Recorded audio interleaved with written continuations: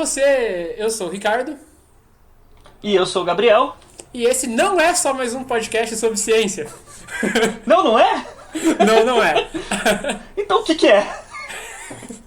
Esse é um quadro novo. Esse é o só mais uma opinião sobre ciência, uma coisa totalmente inédita na TV brasileira e no YouTube brasileiro, que é pegar uma coisa que a gente já fazia e mandar para outro lugar e continuar fazendo a mesma coisa. Tá? Totalmente inédito, uma tática nunca vista antes. Pra quem não sabe o que tá acontecendo, eu acho muito justo. Aliás, deixa eu só dizer, aleluia que a gente voltou pro YouTube. Ah, sim. Mas antes disso, a gente é um podcast, tá? Isso não é um podcast, mas a gente é um podcast. Nós somos só mais um podcast sobre ciência. E a gente, como o próprio nome já diz, é um podcast que fala sobre ciência.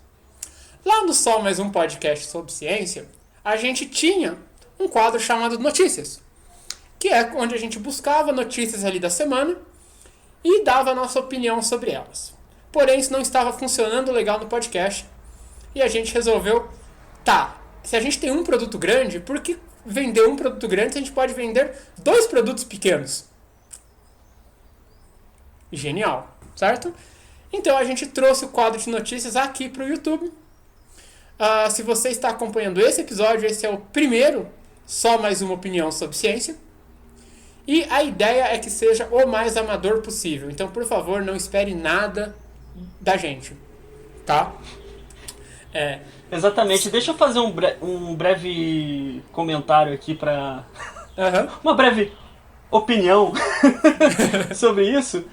Antes de mais nada, para o pessoal também poder entender um pouquinho do que aconteceu, né? Porque no início a gente pensava em oferecer o produto do Só Mais Um Podcast sobre Ciência nas duas formas, em vídeo e em podcast.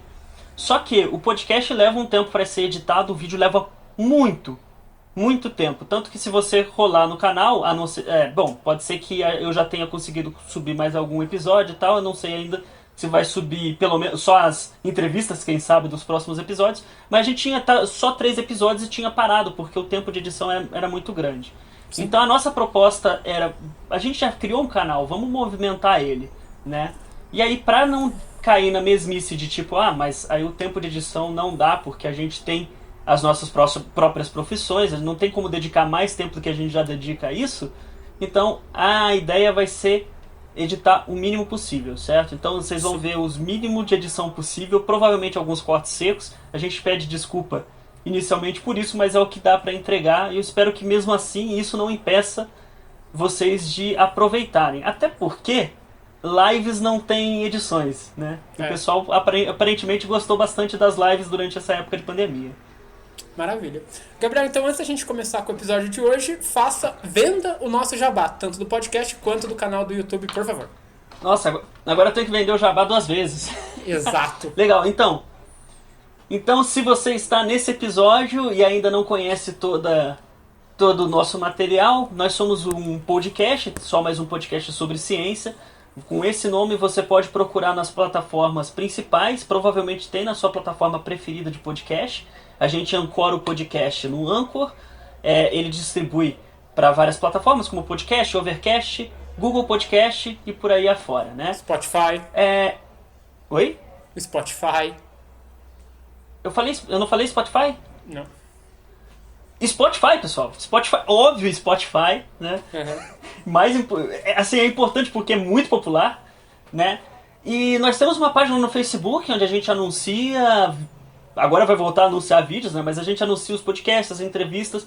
A gente deixa lá, às vezes, qual dia vai ser gravada a entrevista para vocês deixarem dúvidas sobre o tema, né? Tem vários temas legais que a gente trata no podcast. E já que você está acompanhando pelo YouTube, dessa vez eu não vou ter que cortar essa parte de algum lugar, porque eu sempre tinha que fazer isso, porque tinha a versão do podcast e a versão do YouTube. Por favor, já curta o vídeo, compartilhe, se inscreva no nosso canal, né? Curtir é dar like, né? O pessoal usa mais o dar like no YouTube, né? Não sei. Eu acho que sim. E compartilhe, ativa o sininho. compartilhe não só no seu Facebook, ou compartilhe no WhatsApp também, para acessar o pessoal. A gente tá falando por enquanto, a gente vai falar sobre várias notícias e a gente vai trazer algumas informações interessantes e algumas discussões sobre o assunto, né? Provavelmente esses vídeos vão ser ótimos para esquentar uma discussão no WhatsApp da família, né? Sim, todo mundo que se preze tem um grupo da família para odiar, então por favor entre lá no seu grupo da família e distribua o ódio, que é sobre isso que o grupo da família serve. Muito bem, bora lá então? Bora lá então. Então hoje a gente vai falar sobre Covid. Oi? Eu ia falar exatamente o que você vai falar, pode ir. Foi mal, eu cortei sua parte, manda ver. Não, eu só ia falar que hoje a gente tem basicamente 2 assuntos. Ou a gente vai falar um pouco de astronomia ou a gente vai falar um pouco de Covid. Você quer começar por onde? Astronomia é um tópico só, né? Sim. Vamos começar por astronomia, aí a gente controla o tempo do Covid, que é maior. Sim, vamos ser bastante parcial, que é sobre isso também, né? Beleza. Então, bom, eu vou dar só um panorama geral da notícia e a gente vai discutindo sobre ela, porque é pra isso que a gente tá aqui, né? Pra julgar o trabalho dos outros. Ótimo. Bom, a notícia é a visualização de um sistema triplo, tá, de estrelas. Para quem não sabe o que é um sistema triplo, eu já falei, né? Um sistema com 3 estrelas.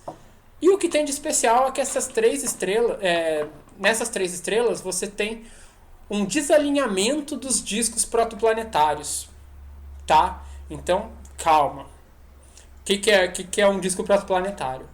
Pessoal, atualmente a teoria mais aceita de formação dos planetas é a formação em um disco protoplanetário. Então você teria, aqui falando do nosso sistema solar, né?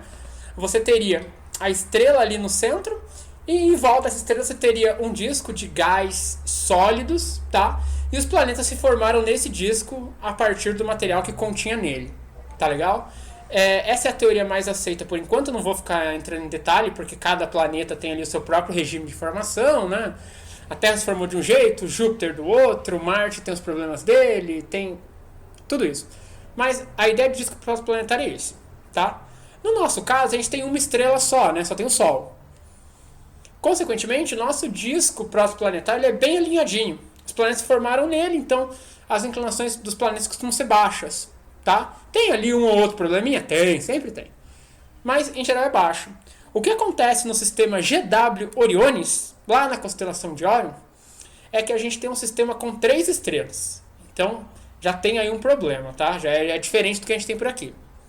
O negócio... o negócio, qual é o negócio? Esqueceu já? Referência do Alexandre Frota. Você pegou, não pegou, não pegou. Ou você sabe qual é o negócio ou você não sabe qual é o negócio. Enfim, o negócio desse sistema é que o disco protoplanetário ele é um pouco diferente. Você não tem atualmente, né, o que os astrônomos observaram é que você não tem um disco protoplanetário. Você tem 3 anéis protoplanetários e esses 3 anéis estão desalinhados, tá? Só para dar aí um panorama do sistema, para a gente poder falar um pouquinho. Esse sistema ele é bem curioso porque ele vai ter 2 estrelas, uma muito próxima da outra, ou próxima da outra, né? E essas 2 estrelas vão estar orbitando o centro de massa do sistema. E eu vou ter uma outra terceira estrela lá fora, tá? Então eu tenho 2 estrelas aqui orbitando o centro de massa. E essa é uma terceira estrela lá fora, que obviamente também está orbitando o centro de massa, né? Mas em observação, parece que ela está orbitando as 2 aqui de dentro, tá? É essa a ideia.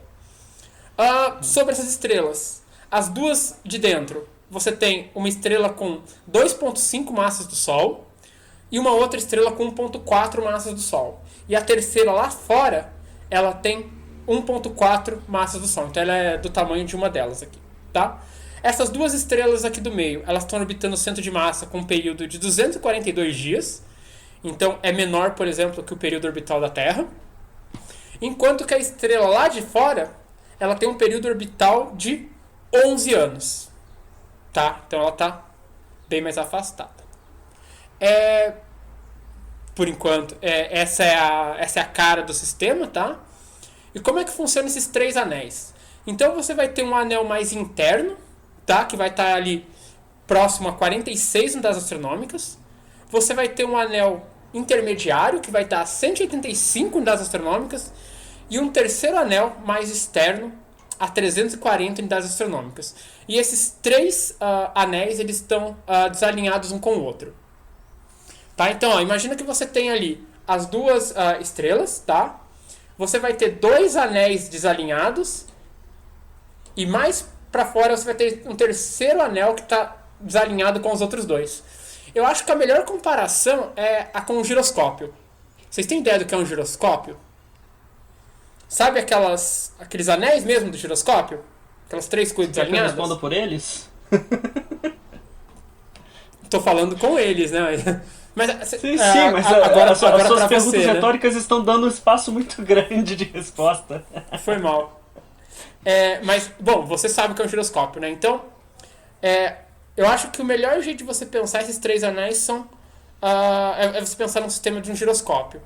Tá? São 3 anéis ali totalmente desalinhados.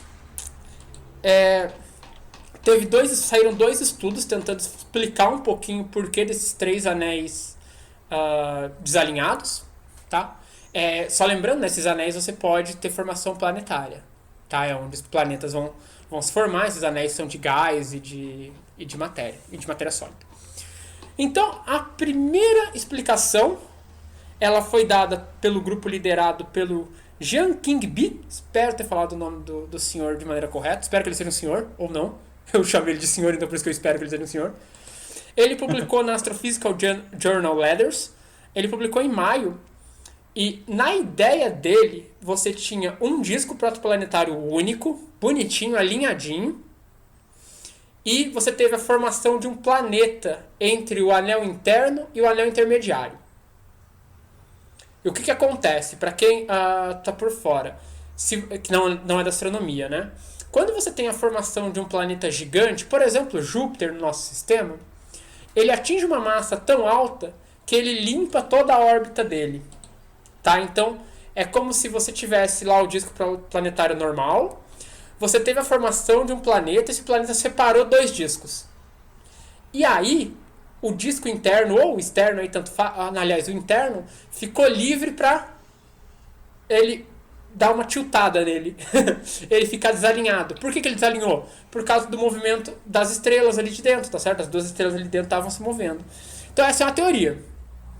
A segunda teoria é que, só voltando, né, no trabalho do Bi, a gente não viu esse planeta, mas esse planeta está lá. Tá? É um planeta recém-formado, a gente não detectou, mas ele existe. O segundo trabalho foi publicado em setembro, na Science, pelo grupo do Stefan Krauss. E ele diz que, na verdade, não tem planeta nenhum.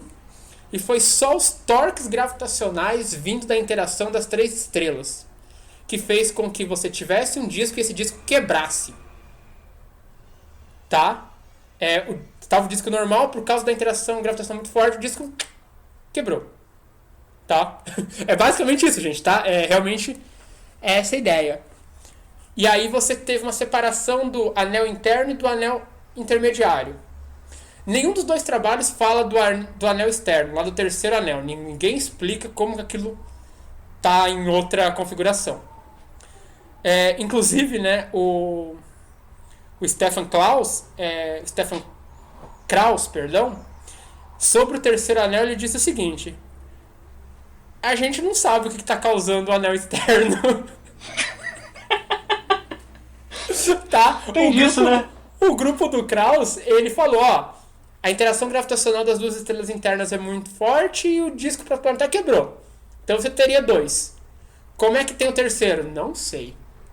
Você tem o grupo do Bi, que falou, formou um planeta ali, os 2 discos, você criou 2 discos, né? Esses 2 discos soltaram um do outro e por isso ele ficou tiltado. E o terceiro, Bi? O terceiro eu não sei. Tá? Só para finalizar mesmo, as 2 teorias são plausíveis, tá? Se você gosta mais da teoria de interação gravitacional quebrou o disco ou de formou um planeta e separou o disco, problema seu. As 2 estão estão de acordo. Inclusive, uma pesquisadora do grupo do Bi, a Nienke van der Meer, ela disse o seguinte: é tudo uma questão de viscosidade do seu disco protoplanetário. Ah, mas o que é viscosidade? Pessoal, imagina que você enfiou a mão na graxa, tá? Agora imagina que você enfiou a mão na água. Você percebeu que é diferente uma coisa da outra? É porque uma substância é mais viscosa que a outra, basicamente, tá? Nas palavras da Nienke, aliás, a Nienke propõe o seguinte, que se você tem um disco mais viscoso, a interação gravitacional das estrelas ia privilegiar a quebra do disco, sem ter que precisar de um planeta. Agora, se você tem um disco menos viscoso, seria a teoria do Bi, né? Que você formou um planeta e aí o disco quebrou. Particularmente, a opinião do Ricardo, que eu assumo responsabilidade a menos que eu esteja errado, eu gosto mais da teoria do Bi, tá? De ter formado um planeta ali. Por quê? Porque a gente tem isso porque a gente tem isso mais próximo da gente, que é o caso de Júpiter, justamente no nosso sistema solar. Atualmente se acredita que Júpiter ele cresceu num ponto em que ele abriu o que a gente chama de falha, né? Ele abriu um gap na órbita dele, porque ele consumiu todo o material daquela região do disco protoplanetário. E aí ele criou ali os braços espirais, tem um desenho bonitinho ali tudo. Mas ultimamente Júpiter realmente fez isso. Júpiter abriu uma falha no disco dele. Então isso aí a gente já viu. Essa questão que é o que o Krauss levanta de a interação gravitacional quebrou o disco protoplanetário, meio que a gente nunca viu, né? Então pra mim particularmente fica meio difícil de abstrair, né? A gente entrou agora já na área de opinião, né? Já, agora é puramente opinativo. Fazer um disclaimer antes, tá, pessoal? Eu acho que o título é bem interessante desse quadro no YouTube, porque a gente dá opinião sobre ciência e é bem interessante que a gente fazer de vez em quando esse disclaimer, porque essa diferenciação, porque ciência não é opinião, certo? Tá, E aí seria interessante a gente poder mostrar exatamente que existem opiniões ao redor, porque uma coisa não é a outra, certo? Sim. Não se discute com ciência. A ciência está dada e a gente pode ter algumas opiniões. Mas vamos lá, né? Primeiro, para quem não sabe, o Ricardo trabalha um pouco com disco e aí eu venho essa pergunta que eu já aproveito para fazer, né? Mano, você pensando em fazer alguma simulação, tá empolgado com isso daí? Porque a princípio também...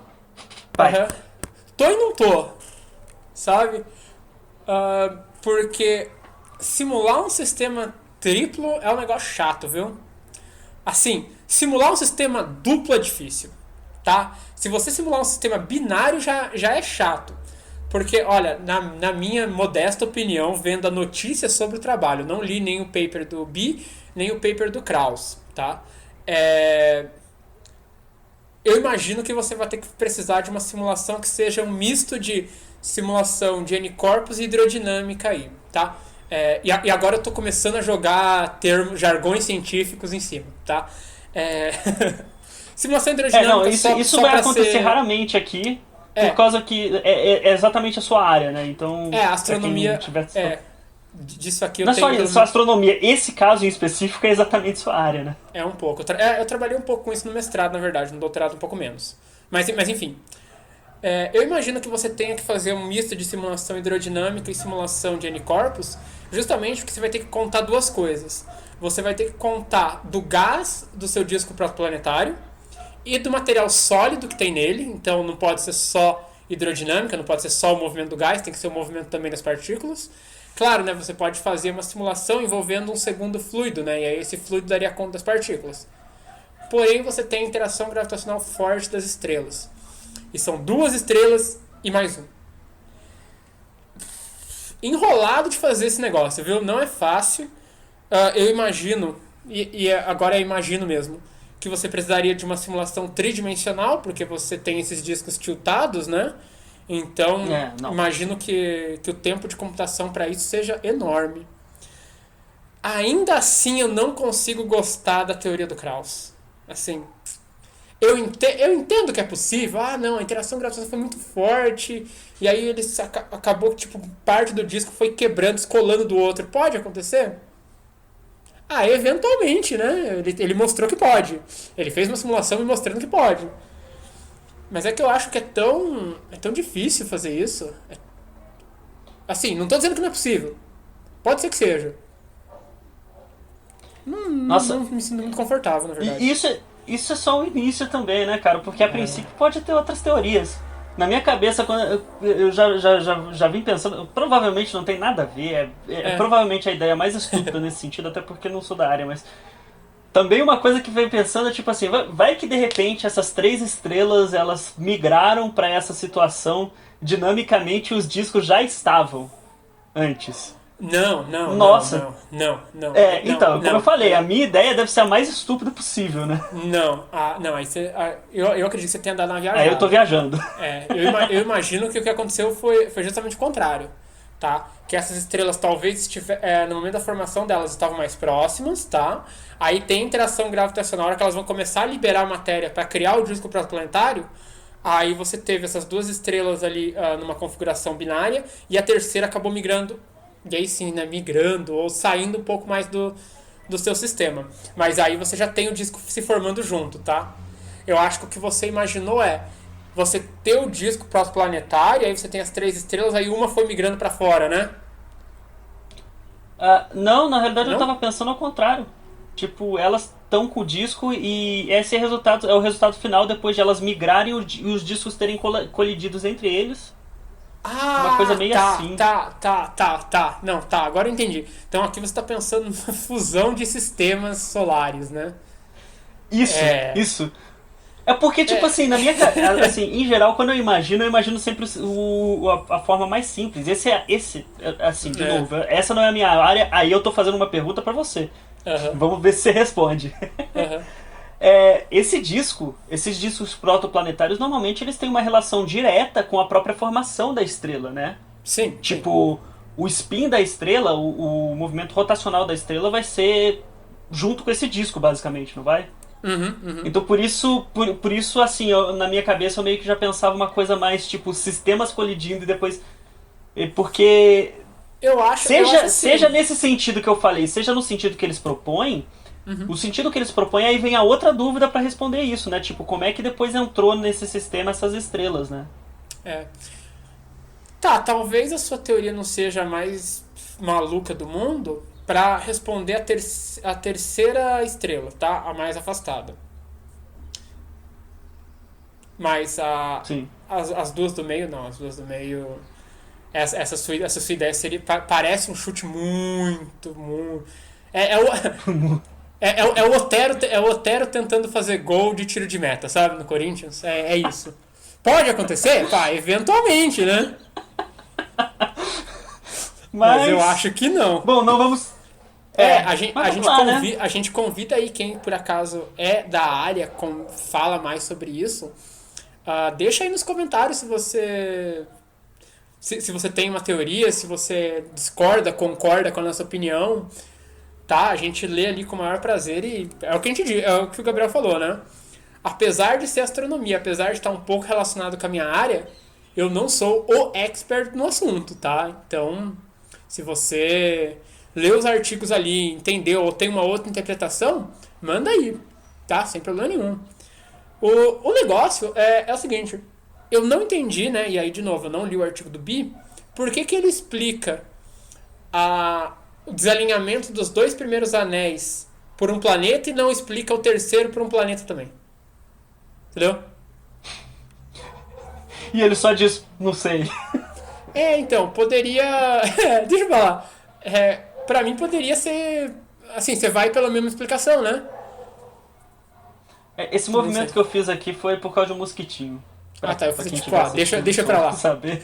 Na verdade, eu fui voando um mosquitinho aqui. Olha, tem insetos na Espanha, olha só. Eu só mandei deixa pra lá. Bom, mas é bem interessante, eu não conhecia esse sistema, tá? Eu gosto muito de exoplanetas, de sistemas extrasolares em geral, tá? É o que eu tô mexendo agora, não com exoplanetas, mas com exoluas. E, cara, se dá pra enfiar um planeta aí, dá pra enfiar uma lua, então tô dentro.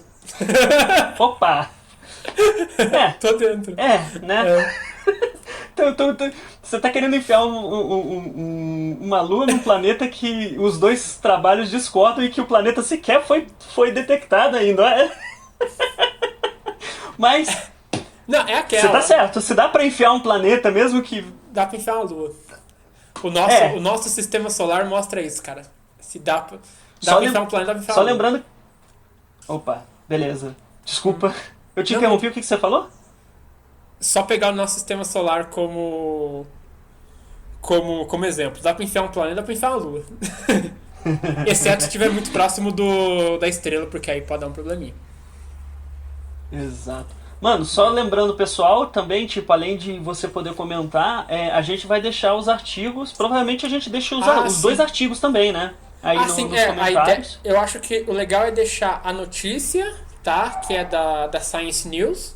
E os dois artigos, né? Porque aí, eu só quero ver a notícia porque eu achei interessante. Ah, beleza, só ver a notícia. Ah, não, eu quero realmente ver o artigo. Ah, então olha lá. Legal. Os artigos do Krauss, do grupo do Krauss e do grupo do Bi vão estar lá, tá? E eles realmente fazem simulações numéricas sobre. Então acho que é interessante aí ver que tipo de simulação que ele está usando, o que ele está usando, né? Mas sabe uma coisa que eu acho muito estranho? Para quem é da nossa, especialmente da nossa área agora. O artigo do Bi, que eu acho que é na minha opinião, é o mais lógico, né? Ele foi publicado na Astrophysical Journal Letters, que é uma letter. No Astrophysical Journal, que é um jornal muito legal, mas é uma letter, então um pouco menos legal. Enquanto que o trabalho do Krauss foi publicado na Science, que é tipo... Caramba! Eu nunca entendo por que essas duas diferenças. Talvez o grupo do Bi achou que... eu só quero publicar rápido e vou mandar aqui. E o grupo do Krauss... eu quero... Não estou preocupado com o tempo, vou publicar em outro lugar. Acontece, né? Uma letter na realidade é quando você não tem, assim, muita coisa, né? Pra ser uma coisa mais rápida. Não necessariamente que o conteúdo não seja bom. Isso é importante. Existem letters, assim, excepcionais. Eu adoro citar letter porque o trabalho é curto. Não, mentira. Mas em geral é um trabalho rápido, tá? Você quer basicamente demarcar território. Tá? Você quer falar, eu tô trabalhando com isso. Pá, letter. Mas tem que dar uma olhada realmente nos dois trabalhos e ver qual é a diferença entre um e o outro. Porque é sobre isso, né? São duas teorias diferentes pra uma coisa, né? Acho bacana essas coisas.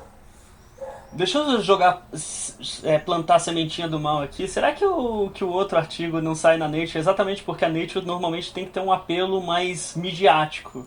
E essa outra teoria tem um apelo um pouco maior porque a proposta é bem mais não... convencional? Um pouco mais inusitada. Menos no convencional, exatamente. Pode ser. É só um chute, só plantando a sementinha do mal aqui. Você falou Nature, não é Nature, é Science. Você falou Nature, filho? Não, eu falei Science. Falei a gente vê no vídeo depois. Eu não vou cortar isso e a gente vê no vídeo depois. Tá. Beleza? Não, é legal. Dois trabalhos bem curiosos. Um sistema muito bacana. Quem trabalha com sistema binário quiser adicionar mais uma estrela na brincadeira, tá aí um ótimo alvo. Alô Gerson, nosso amigo Gerson que trabalha com sistemas binários. Alô Gerson. Mostra pra gente que dá pra formar um planeta ali no meio. Ou não. Você tá querendo que o cara pavimente o trabalho pra você conseguir enfiar uma lua. É isso mesmo, né? Pô, alguém tem que fazer, né? E eu não tenho as competências pra isso. Não, mentira. Bom, bora pra vacina, que agora a gente vai entrar numa área que a gente não domina, né? A gente vai entrar numa área que não domina, num quadro que já estava se estendendo e provavelmente vai se estender muito ainda. Eu que acho é a nossa que sessão só Covid. A sessão só Covid. Mas eu acho que a gente tá sessão chegando... Sessão só Covid que eu tô indo. Que é de idiota. Essa foi ruim. Mas tudo bem. Essa foi muito ruim. Mas eu acho que está acabando as sessões Covid porque a gente já está na fase da vacina. Acho que mas pelas datas talvez não, hein? Talvez não. Assim, como todo mundo já sabe, a gente tem uma série de vacinas aí que já estão na fase final de testes, né? nominalmente a vacina de Oxford, né, que é desenvolvida pela AstraZeneca e pela Universidade de Oxford, a Sputnik, que é a vacina russa, tem a vacina da Pfizer, né, e da BioNTech, que é a vacina alemã e americana, e tem 2 vacinas chinesas, né, a gente vai falar aqui da Sinovac. Bom, tem mais uma notícia também da Coronavac também. A Coronavac é produzida pela Sinovac. É a mesma vacina. Sim? Coronavac beleza. é o nome que a gente fala aqui no Brasil para a vacina da Sinovac. Ok. Vamos começar com a notícia ruim que virou boa hoje, que é sobre a vacina de Oxford, né? Primeiramente, né, antes que o Gabriel comece o momento político nele, existe um lobby enorme aqui no Brasil para a vacina de Oxford, tá? Assim, parece que o Brasil não tem outra opção. Aqui no Brasil a gente quer a vacina de Oxford. Vacina chinesa eu não quero, vacina russa eu não quero, vacina da Pfizer eu não vou ter nem a chance de pegar, porque os Estados Unidos vai pegar tudo. Então, torcedores, calma, mas governantes brasileiros, calma também.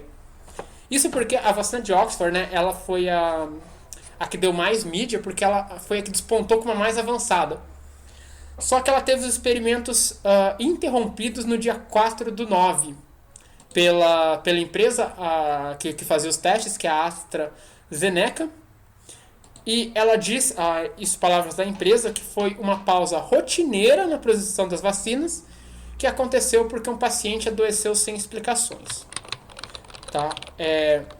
A vacina de Oxford já estava na 3ª fase, que é quando ela começa a testar em humanos para realmente verificar se ela consegue imunizar o indivíduo ou não.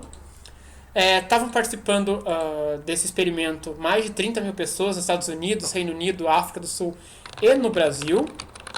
E uma das pacientes no Reino Unido ela teve um problema neurológico. Na verdade, no começo ninguém sabia se essa paciente estava no grupo dos que receberam a vacina ou o placebo. Então, primeiro tiveram que correr atrás disso. Ela estava no grupo que recebeu a vacina. E ela teve um diagnóstico de mielite transversa, que é uma síndrome inflamatória que afeta a medula espinhal e costuma ser desencadeada por infecções virais. Então, provavelmente, essa mielite transversa foi uma reação à vacina de Oxford, tá? Ainda não se tem total certeza, né, que essa condição foi desencadeada pela vacina, mas tudo indica que sim. Eu fui dar uma olhada exatamente nessa doença, o que seria. E na maioria dos casos ela é idiopática, que surge espontaneamente ou de causa desconhecida. A causa pode ser parainfecciosa, paraplasmática, induzida por drogas ou toxinas, que aí faz bastante sentido, a vacina e tudo mais, e doenças autoimunes, de sistemas de doenças. Mas tipo lúpus, o importante é saber coisas, né? se, tipo assim... eu acho que ainda estão testando essa mulher, né? A gente teve a notícia, né, que a AstraZeneca e a Universidade de Oxford entraram em contato com os países onde foi feito o teste para procurar se tinham outros casos como esse. Aparentemente não teve, mas a gente teve a notícia que no Brasil não teve, com certeza. Eu não vi a resposta dos Estados Unidos e da África do Sul. Mas eu acredito que não teve, porque a própria Universidade de Oxford anunciou que os ensaios clínicos vão ser retomados em todos os centros dentro do Reino Unido. Tá? Então, significa que eles entenderam que aquilo foi um caso isolado, que tem muito mais a ver com a condição da paciente do que com a vacina, tá? Porque foi um caso isolado e agora a gente vai ver o que tinha ali, né? Agora eu suspeito que eu tava tentando quebrar o seu clímax, que você tava tentando colocar uma certa de... Tipo assim, na notícia de que parou, pode ser que seja, aí depois... Foi mal. Não, mas TV ao vivo é isso mesmo, gente. Apesar de não ser ao vivo, TV ao vivo. Destruir a piadinha do colega, mano, olha só. Não tem problema. Não é piadinha, né? Tipo, eu acho que é porque no fim das contas, eu ainda tava meio que pensando no sistema só com a primeira notícia, porque a segunda notícia o Ricardo trouxe agora quando a gente foi começar a gravar, né? E eu tava procurando exatamente isso, né? Porque tem os indicativos, por isso que eles pararam e tal, né? Mas são, tipo, nada muito firme ainda. Não. Aparentemente eles vão retomar porque eu acredito que eles devem ter visto que foi um caso isolado. E aí eles devem estar mais focados na paciente, né? Qual é a condição da paciente. E aí tem que saber por que ela desenvolveu, né? Mas como foi só ela, de um experimento de 30 mil, eles pararam, averiguaram e segue o baile. Aqui no Brasil, só lembrando, né, os ensaios vão retomar no Reino Unido por enquanto. Aqui no Brasil, a Anvisa ela espera receber aí nos próximos dias um peticionamento, né, uma petição da AstraZeneca, que é a indústria farmacêutica, pedindo para que se recomece os testes. Mas, aparentemente, teve aí um percalço, mas tudo bem. Podemos falar das opiniões agora? Pode. Você não quer falar de... Você quer falar de vacina para vacina ou de todas no geral? Acho que vamos falar de vacina para vacina. Não, vamos falar de vacina para vacina, senão a gente acaba esquecendo. Melhor. Porque, por exemplo, essa daí você falou do lance da política, e vale uns pontos, porque foi nessa semana mesmo, pouco antes de eles pararem, que o senhor que está ocupando a cadeira de ministro da Saúde, apesar de ser interino há muito tempo, ele respondeu para uma menina de 10 anos que a gente ia ter a vacina, não lembro que mês, né? Foi. E de novo, eu vi isso. Eu não vou cravar o mês aqui porque eu também não lembro, mas ele deu uma previsão assim muito entusiasmada, sabe? Muito esperançosa de vacina. E de novo, né? Tipo, a gente já comentou nas notícias em podcasts passados. Agora, tipo assim, só pra falar, tipo, de novo, a gente sabe, por exemplo, que o Dória tá usando como palanque, tem um monte de político usando isso como palanque, e o Dória tá errado, o ministro tá errado. Não se pode dar confirmação de quando vai sair uma coisa dessa, né? Sabe, né? Então na realidade são duas coisas. Primeiro, não tente prever o que é difícil de prever, e a gente ainda vai falar de um CEO de uma das farmacêuticas que está fazendo a mesma coisa. Tá mesmo. Segundo, isso é um bom sinal, tá? É um bom sinal no sentido, primeiro, mostrou que não se pode ficar apostando todas as fichas numa vacina só. E segundo, com um caso de 30 mil, tá testando muita gente, vai acontecer de alguém desenvolver uma doença que ninguém sabe. Eles paralisaram de imediato o teste e foram descobrir o que era. O que isso quer dizer? O que a gente tira disso? Eles estão levando as coisas do jeito certo, prezando pela qualidade do negócio. Isso é muito importante. Isso é bom mesmo. Só a correção, eu falei que os experimentos tinham sido interrompidos no dia 4 do 9, no dia 8 do 9, tá? Não foi no 4 do 9. Sim. Tanto a AstraZeneca quanto a Universidade de Oxford estão realmente, assim, de todas as vacinas que a gente vê, é a que a gente mais tem notícia, é a que a gente mais tem resultado. Eles parece que estão realmente seguindo um protocolo bem bonitinho, deixando tudo às claras aí. Como deveria ser, né? Como deveria ser. Eu acho que aí a gente pode até entrar já na próxima, né? De algumas outras vacinas, a gente não tem muita informação, porque são vacinas desenvolvidas por alguns governos mais fechados, né? Então... Tá, a gente vai nessas então? Começando pela vacina russa? Pela Sputnik? Brasileiro adora dar nome pras coisas, né? É a vacina... Não, mas foram eles que deram esse nome. É a vacina chinesa. Não, é que a gente não chama de Sputnik 5, a gente chama de vacina russa. É verdade. Qual que é o problema? A vacina russa, tá? A Sputnik 5, ela foi a primeira a falar. Ela está desenvolvida, ela está testada, ela funciona. Quem disse isso? O glorioso presidente da Federação Russa. Tá? Espero que eu tenha falado o nome completo da Rússia certo. Eu acho que é a Federação Russa mesmo. E passou a moto aqui agora. Perguntar pro cara da moto se ele sabe se é a Federação Russa. Enfim.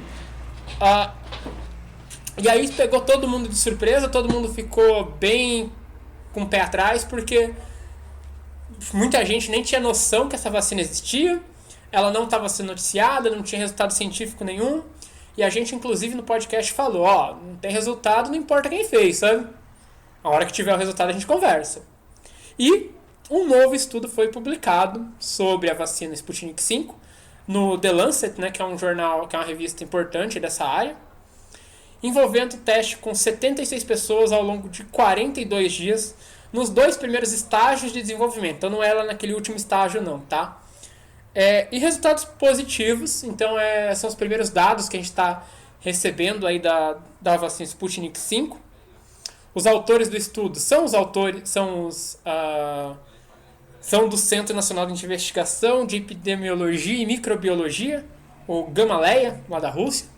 Tá, então óbvio, né? Ninguém tinha notícia nenhuma, saiu uma publicação. Quem que você acha que publicou? Bom, foram eles, né?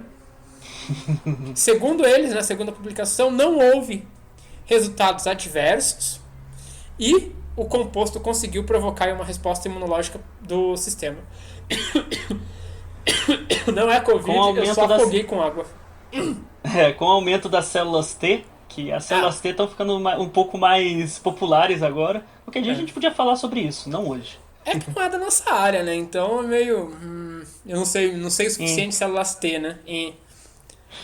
Bom, com isso, né? Com esses resultados que vão saindo, a gente espera que saiam mais resultados. Inclusive aí da fase 3 da vacina, se é que ela foi feita. Enquanto isso, a Rússia promete que já vai imunizar os cidadãos em outubro. Que pra quem não sabe, é mês que vem. Vale dizer... Desculpa? Eu ia falar que outubro é basicamente daqui 20 dias, gente. Então, vale dizer que os próprios autores do paper, eles falam que dos limites da pesquisa, né? Sim. Que eles não usaram comparação com placebo, que a amostragem, apesar de ser de bem jovens até 60 anos, era mais jovens, eles usaram basicamente só homens, né? Então, eles apresentam esses limites, apesar disso, o resultado é bem interessante. O que só quer dizer, tipo assim, isso daí é para abrir a porta para trazer mais. O problema dessa vacina é que essa pesquisa deveria ter sido publicada há muito tempo atrás, depois mais um monte de pesquisa, para hoje a gente tá com, assim, nossa, vai sair em outubro, finalmente. Né? A gente fica com o pé atrás até sair tudo isso. Tá com cara que eles vão soltando aos poucos essas pesquisas, tá? Então, óbvio, a gente duvidou que essa pesquisa existisse porque não tinha informação nenhuma. Aparentemente essa pesquisa foi feita e está saindo resultados. Sobre o que você falou, né, já sobre os métodos que eles usaram, né, foi pouca gente, só numa faixa etária, não teve placebo. Isso aconteceu em algumas regiões, tá, que foi a flexibilização do protocolo para desenvolvimento de vacina. Então, porque tem um pessoal, né, que é bem negacionista, bem devagarzinho, que adora falar, mas o Átila falou que a vacina não saía antes de 5 anos, e agora aí, não tem nem um ano a vacina está saindo. Uma vacina com os protocolos que eram estabelecidos até o momento não sai em menos de 5 anos. Ponto. Isso é uma verdade. Tá? Isso não está sob debate. Mas a vacina aí vai sair. Porque vários protocolos foram flexibilizados devido a uma pandemia mundial. Tá? Só para explicar que essa semana eu tive uma conversa, pode chamar de conversa? Acho que pode, né?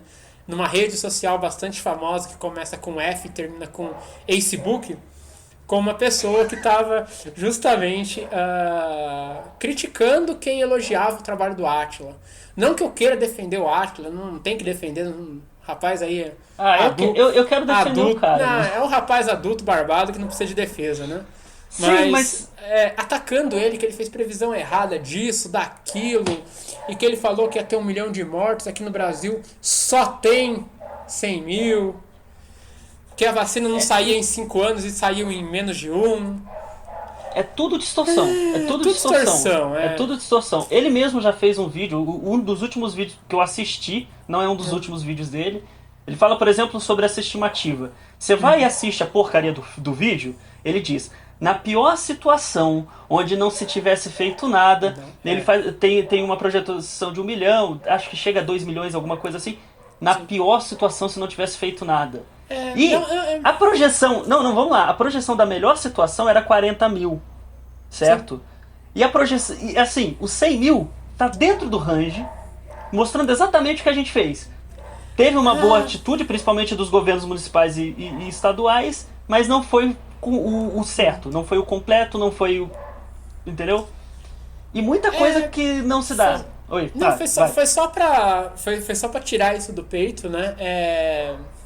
Não tem que defender ninguém, não é sobre isso. É só pra falar por que as vacinas estão saindo rápido, tá? Tá saindo rápido porque muitos protocolos foram flexibilizados. Porque tem muita gente de muita instituição, indústria farmacêutica, trabalhando na mesma coisa. Hoje, durante a pandemia, se trabalha muito pouco em qualquer outra vacina. Se você trabalha com vacina, amigão, você foi chamado, convocado para trabalhar para vacina de Covid. Tá? Então é por isso que ela está saindo muito rápido. E vamos lá com previsões de preciosismo, né? Na situação melhor que ele descreveu, 5 anos. Ele projetou 1 ano para vacina, já meio que esperando isso. E, mano, pega do início da pandemia até agora, logo a gente completa um ano. Até agora não dá nem para dizer se realmente o que ele falou não vai cumprir ou não, né? E por aí vai. Eu gosto muito daquela coisa, mas a vacina vai sair em 1 ano, Vai sair, mas não saiu, né, companheiro? A quarentena deveria ter durado 15 dias, 1 mês, né? A gente já tá nessa brincadeira há mais de 150 dias. Mas, voltando... Eu acho que vale a pena a gente defender, porque também a gente vai acabar cometendo umas coisas desse tipo assim. Sim. Existem coisas que a gente tem de dar de opinião, tem coisas... E tem que entender algumas coisas. Tipo, quando fala 1 ano, cara, tipo, no... O quê? Você vai esperar que complete exatamente 365 dias? É uma referência. Ainda mais que é uma projeção que ele deixa claro no vídeo dele, que ele faz baseado... Então, quase como uma opinião. Na realidade, ele deixa isso bem claro, certo? Então, são coisas meio que do senso, do que você conhece da situação e tudo mais. Você pode estar errado ou não, mas você tem uma projeção ali. É tipo... Mano... Não, eu entendi. Vamos lá, né? Só pra finalizar essa discussão em particular, antes da gente voltar pra notícia, a discussão se prolongou, tá? Foi algumas coisas aí, e em algum momento o rapaz com quem eu tava discutindo falou que mas ele tá servindo a outros fins. E aí eu falei, outros fins, né? Aí eu falei, mas que outros fins, né? Que é isso? Aí ele falou, pra falar de outros fins eu teria que falar de controle de população, nova ordem mundial e etc. Aí eu só coloquei assim, você me ganhou na nova ordem mundial e no controle de população. Tipo, eu só perdi tempo. Mas voltando pra notícia. Por falar em política, adivinha que país aqui da América do Sul... Na verdade, tem 2 países aqui da América do Sul que fizeram contato com a Rússia pra entrar nessa disputa aí pela vacina. O primeiro país da América do Sul é o Brasil. O governo do Paraná assinou, né, um memorando de cooperação para ter acesso a Sputnik V. O governo do Paraná se compromete a ajudar, né, em troca, ser um dos favorecidos quando a vacina for aprovada.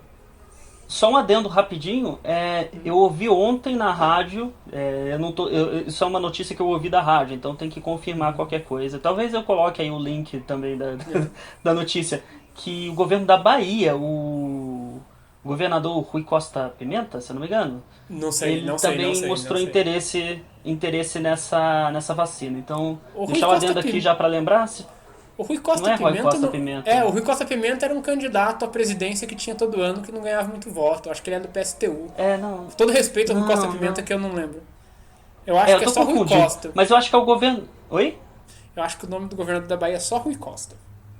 Sim, mas só pra confirmar, então, se isso daí for verídico, eu deixo a notícia da Bahia aqui na descrição, beleza? Pode mandar. O governador da Bahia se chama Rui Costa, não é o Rui Costa Pimenta, é o outro Rui Costa.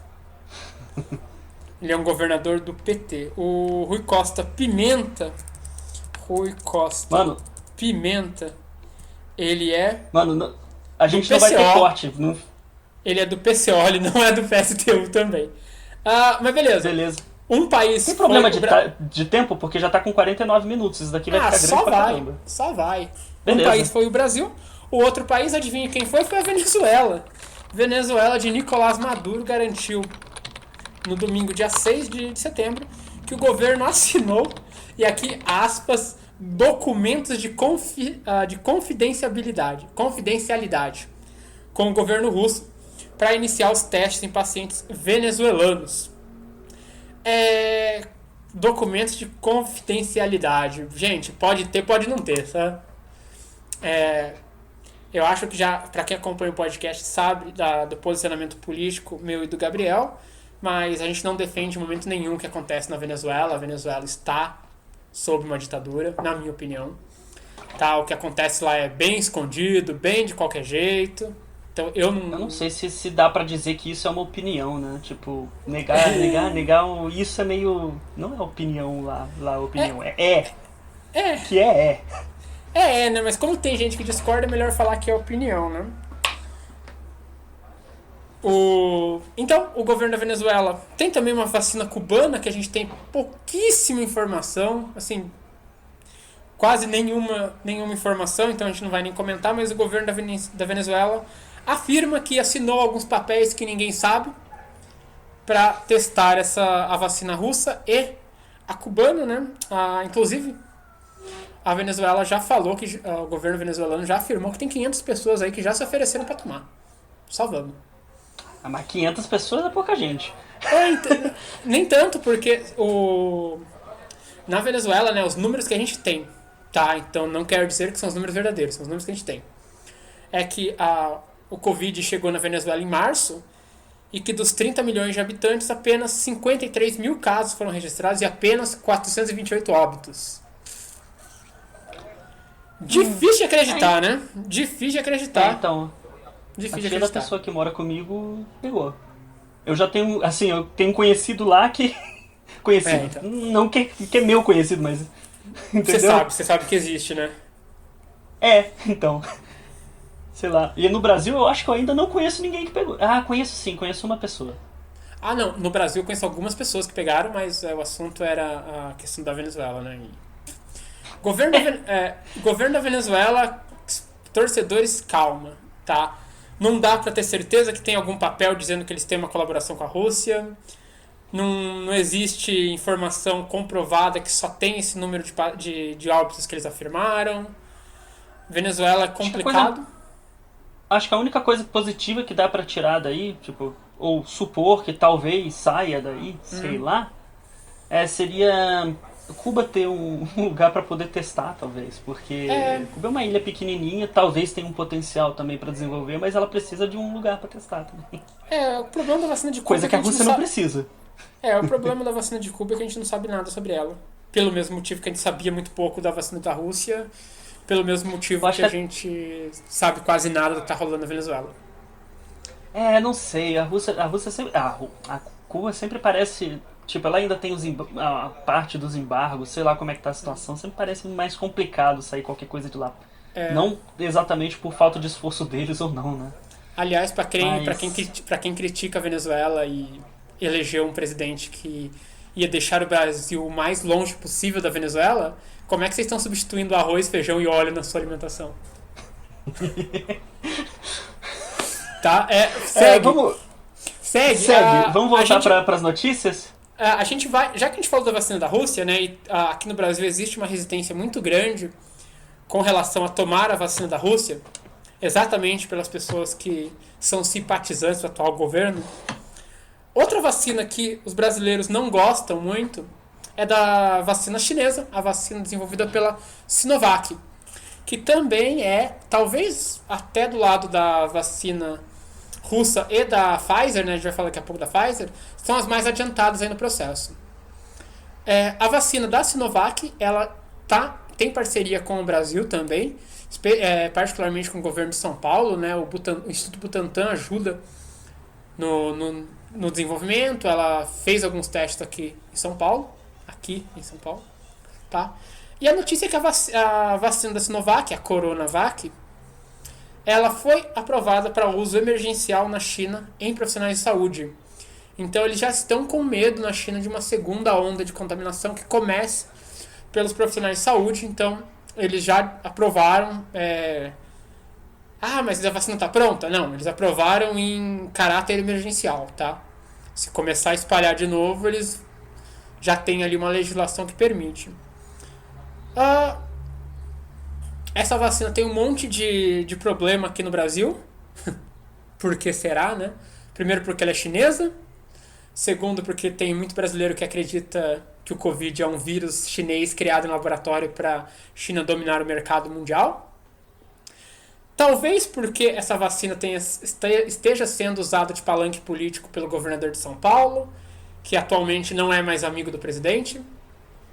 Então tem aí a questão política também.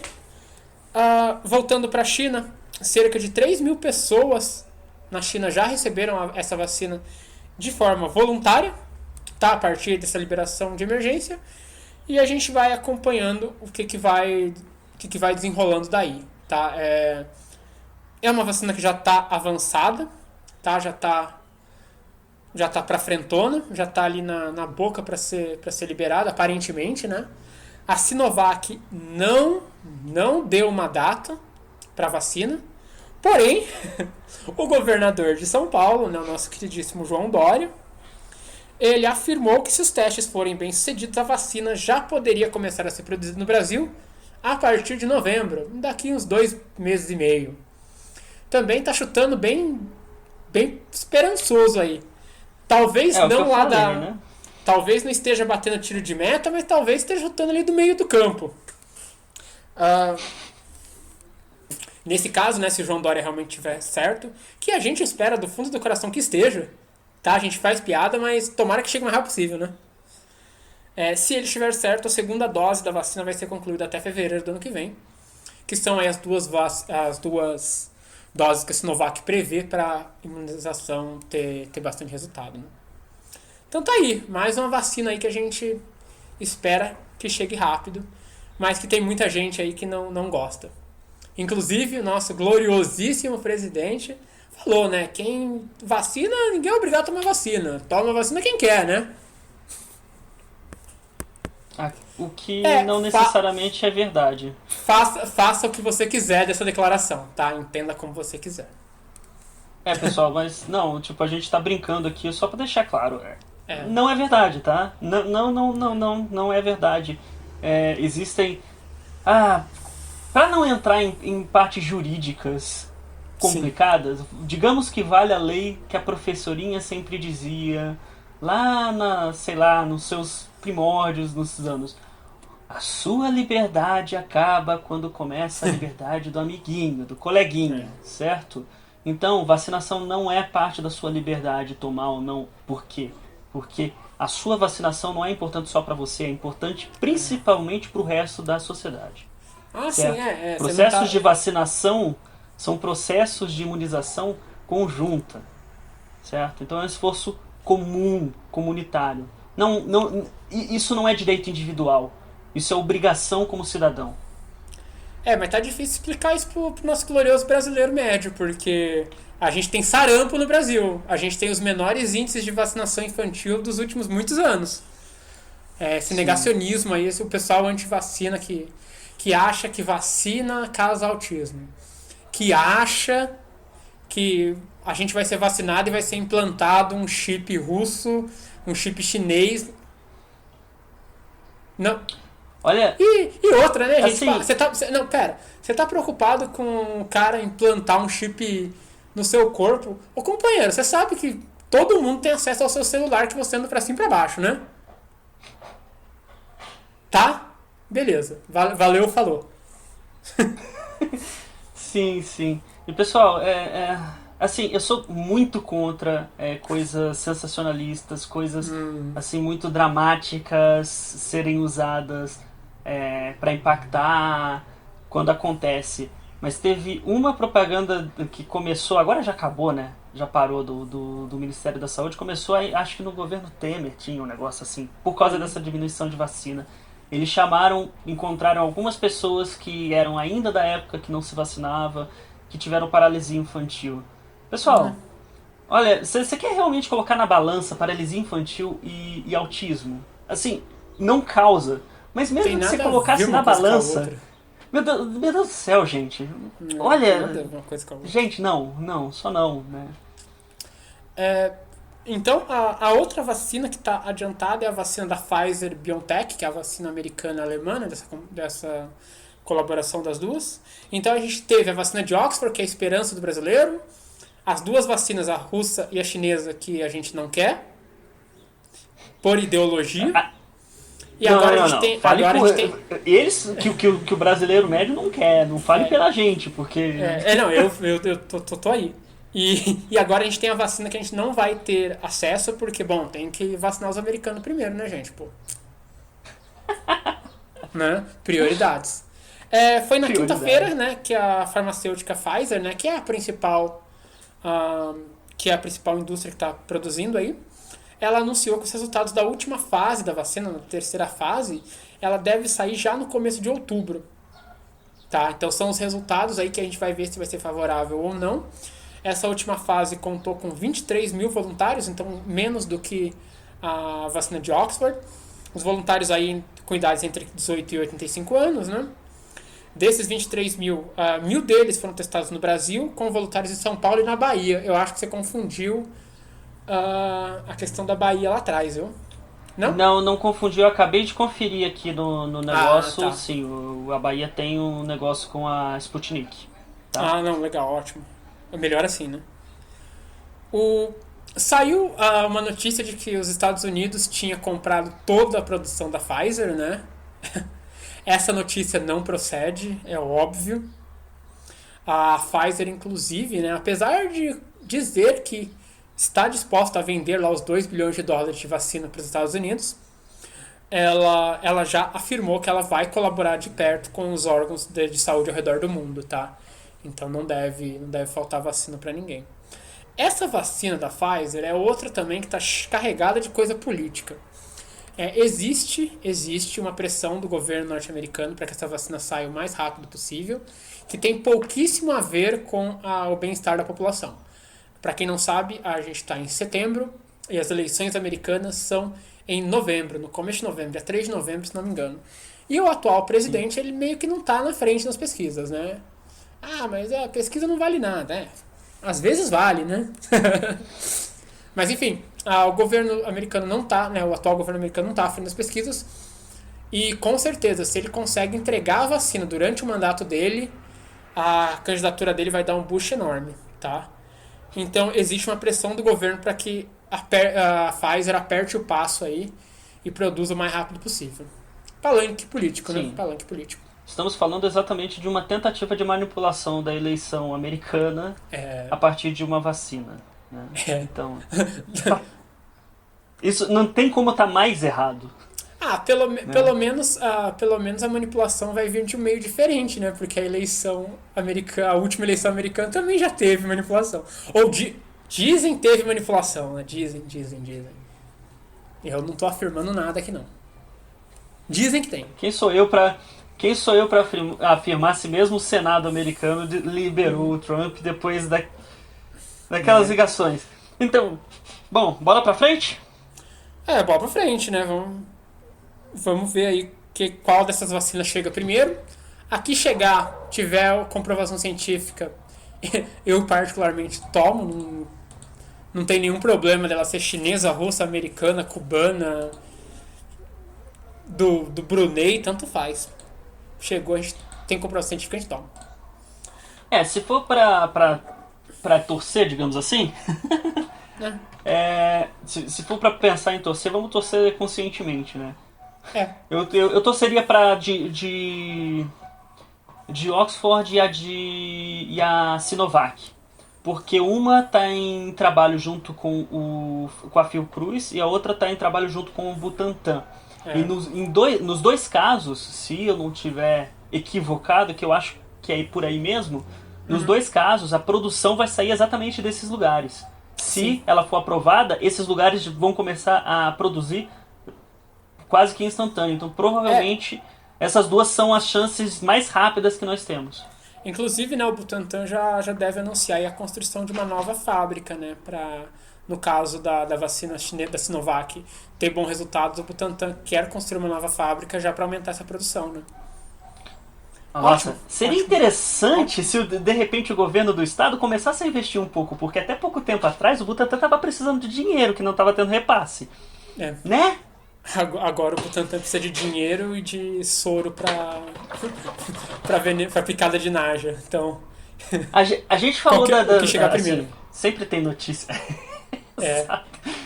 A gente vai ligando as notícias, né? Ó, só lembrando, o Butantan entra nesses anos anteriores um dos lugares de ciência que pegou fogo, tá, pessoal?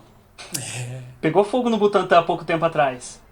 Então, e sempre é o mesmo, sempre a mesma coisa. Falta de recurso, falta de você aprovar uma reforma exatamente para parte, uma reforma que seja aqui o pessoal do Corpo de Bombeiros está pedindo, nesses sentidos, exatamente nesse sentido, e aí pega fogo.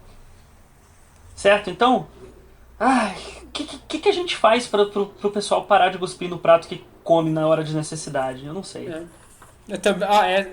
Eu acho que essa é a pergunta, viu? Eu acho que se você souber a resposta disso aí, você vai ganhar muito dinheiro com ela. Deve ter muita gente interessada nessa resposta aí.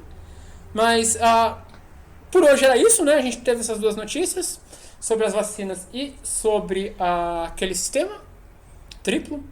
Esse vídeo deve sair no dia que sai o podcast, que é numa sexta-feira aí, que eu não sei que dia que vai ser. Sexta-feira da semana que vem é que dia 18. 18/9. De 18. Espero que as pessoas tenham gostado, espero que o formato agrade vocês, porque particularmente me agradou. Né?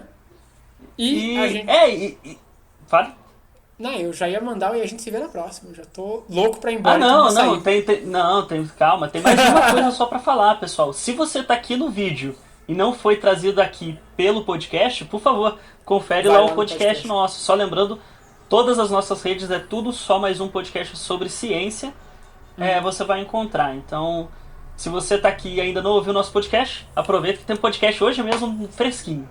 Beleza. E se a gente falou alguma bobagem, por favor, comente aqui nos comentários que a gente vai ter o maior prazer de corrigir depois.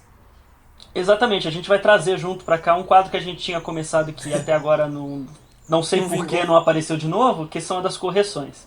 Então a gente vai corrigir conforme for aparecendo os erros. E é isso? É isso. Partiu açaí? Partiu açaí. Pior que tem açaí por aqui. É de um lugar brasileiro, mas tem açaí por aqui. Nossa, deve ser uma fortuna, né? É caro, mas dá pra comprar, dá pra comer. Não tá um preço de arroz. Não é também como se o açaí tivesse barato aqui, né, gente? Pô, mas tá mais barato que arroz. É isso aí? Falou. Tchau. Falou.